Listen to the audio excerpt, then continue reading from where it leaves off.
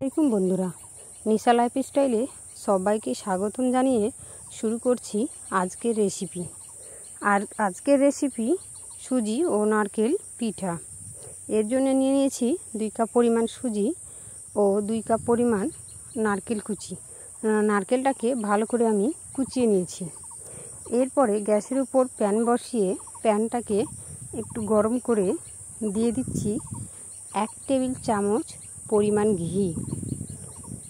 এবং এই ঘিটাকে একটু ভালোভাবে কড়াইতে মিশিয়ে নিয়ে এরপরে দিয়ে দিচ্ছি আমি সেই সুজিগুলোকে হালকাভাবে নাড়াচাড়া করে ভেজে নিচ্ছি। দেখুন বন্ধুরা, এই সময় গ্যাসের ফ্লেমটা লো আঁচে রাখবেন। হাই ফ্লেমে রাখলে সুজিগুলো পুড়ে যেতে পারে। তো বন্ধুরা দেখুন কি সুন্দর ভাজতে ভাজতে কালারটা চেঞ্জ হয়ে আসছে। এই সময় বলে রাখি, আমার সুজিগুলো একটু বেশি পরিমাণে ভাজা হয়ে গেছে। আপনারা একটু হালকা পরিমাণে সুজিগুলোকে ভেজে নেবেন। এইভাবে অনবরত নাড়াচাড়া করে হালকা হালকা করে সুজিগুলোকে ভেজে নিচ্ছি। ভাজতে ভাজতে দেখবেন সুজিগুলো কালারগুলো আস্তে আস্তে চেঞ্জ হয়ে আসছে। দেখতে পাচ্ছেন বন্ধুরা কত সুন্দর একটা কালার এসছে। এরপরে সুজিগুলোকে আমি একটা পাত্রের মধ্যে ঢেলে নেব। আমি আবারও বলছি বন্ধুরা, আমার এই সুজিগুলো একটু আমার কাছে বেশি পরিমাণে ভাজা হয়ে গেছে। এইরকম ভাজা হবে না, আর একটু হালকা হালকা সোনালি কালার আসবে। আমার কাছে একটু বেশি ভাজা হয়ে গেছে। এরপরে আবার ওই প্যানে দিয়ে দিলাম 1 টেবিল চামচ পরিমাণ ঘি। এই ঘিটাকেও হালকা একটু গরম করে দিয়ে দিলাম সেই কুচিয়ে রাখা নারকেল কুচিটাকেও সুন্দর করে একটু হালকা করে ভেজে নিচ্ছি। দেখতেই পাচ্ছেন আস্তে আস্তে ভাজতে ভাজতে একটু কালারটা চেঞ্জ হয়ে আসছে। এভাবেই অনবরত নাড়াচাড়া করে আমি নারকেলগুলোকে ভেজে নিচ্ছি। তো বন্ধুরা, এই রেসিপি যদি আপনাদের ভালো লেগে থাকে তাহলে আপনারা কমেন্টে জানাবেন। লাইক, শেয়ার, সাবস্ক্রাইব করতে ভুলবেন না। এবং আমার চ্যানেলে যদি নতুন ফ্রেন্ড হয়ে থাকেন তাহলে সাবস্ক্রাইব করে দেবেন। দেখুন বন্ধুরা, এই নারকেলগুলোকেও আমি একটা পাত্রের মধ্যে ঢেলে নেব। এবার ওই প্যানে দিয়ে দিলাম 1 গ্লাস পরিমাণ জল। এবার তারপরে দিয়ে দিলাম সে ভেজে রাখা সুজিগুলো।